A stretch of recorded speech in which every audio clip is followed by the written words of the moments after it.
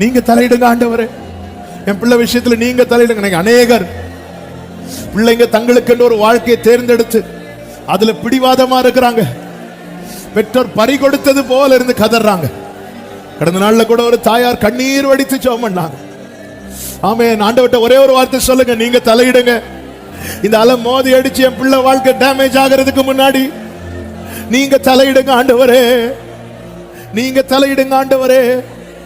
என் குடும்ப வாழ்க்கையில உங்க தலையிடுதல் வேணும்பா. உங்களுக்கு தெரியும் எந்த அலை எங்க வாழ்க்கையில மோதி அடிக்க போகிறது என்று. அடுத்து என்ன நடக்க போகுதுன்னு உங்களுக்கு தான் ஆண்டவரே தெரியும்.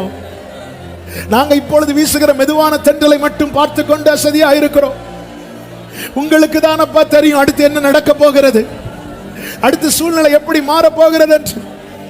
எங்க வாழ்க்கையில உங்க தலையிடுதல் வேணும், உங்க தலையிடுதல் வேணும் ஆண்டவர். நீங்க தலையிடுங்கப்பா. Thank you Holy Spirit. நன்றி ஆவியானவரே, நன்றி ஆவியானவரே. ஓரி மமலகர பராஷதர்